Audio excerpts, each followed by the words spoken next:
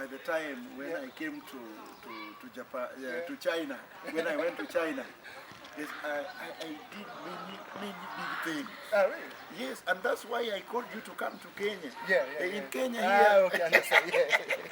No, I understand. Yeah, so you know, in Kenya here, I'm next to president. Yeah, you know, president is here, and I'm next to him. Okay. Even if you want to go to State House right now, I can just take you. Okay.